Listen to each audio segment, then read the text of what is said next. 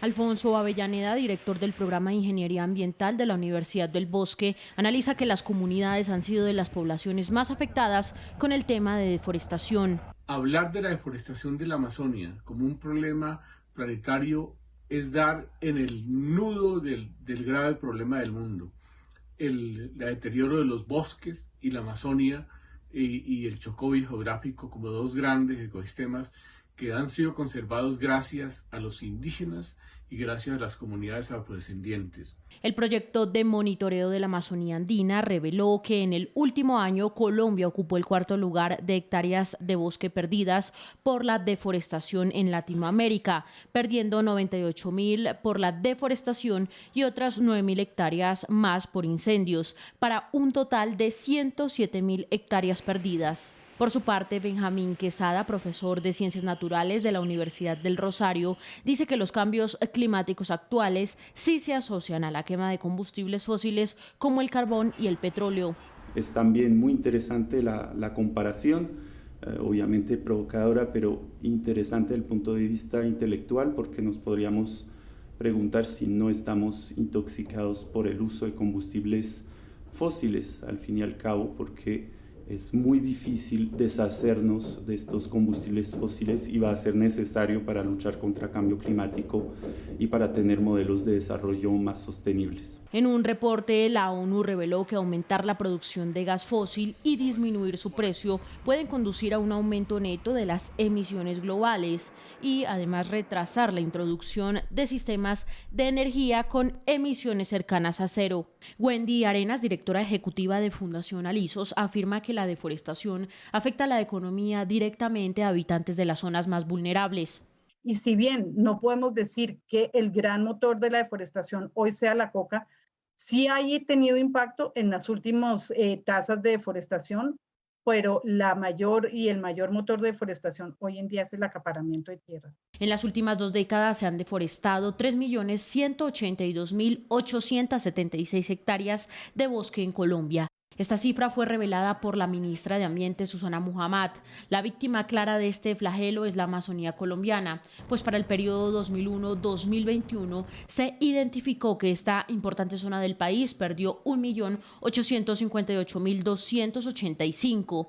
Esto quiere decir que en promedio se han deforestado anualmente 88.490 hectáreas.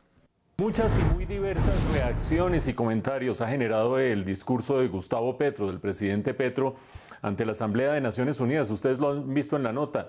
El espectro de posiciones es de un extremo al otro lado del rango de posiciones ideológicas, prácticamente dependiendo desde dónde vea cada cual ese discurso. Y lo cierto es que hay tres grandes dimensiones en las que vale la pena destacar este discurso que, por cierto, es inédito, no porque nadie hubiera hablado antes del fracaso de la guerra contra las drogas. De hecho, lo había ya planteado el mismo expresidente Juan Manuel Santos o el expresidente Fernando Henrique Cardoso de Brasil. Se había armado un conjunto de expresidentes que planteaban el fracaso de la guerra contra las drogas, sino por hacerlo de manera tan beligerante, tan frontal. Esa es la primera dimensión, la manera como, de un modo sin ningún tipo de cortapisas y sin ningún tipo de ambajes, planteó el presidente Gustavo Petro el fracaso de la guerra contra las drogas, pero además pidiéndole a los países desarrollados, él los denomina los países del norte en el discurso, volviendo a esa división de países del norte y países del sur tan vigente en los años 60, en el debate internacional en los años 60 y 70, les demanda, esa es la palabra que usa a los países del norte, que cesen la guerra contra las drogas. Un planteamiento que llama la atención por su coherencia y por la postura tan firme con que lo plantea. La segunda dimensión que creo que vale la pena destacar, el énfasis mucho más fuerte, casi que con tinte ideológico, contra el capitalismo, contra el capital y la economía de mercado. Allí no solamente se destaca cuando menciona que la selva no es la culpable de todo el problema de las drogas, que el problema es el capital, ni siquiera la economía de mercado ni el modelo económico, no, el capital, categoría analítica también propia de los años 60, de los años 70, de gran énfasis desde hace mucho tiempo en el debate internacional igualmente.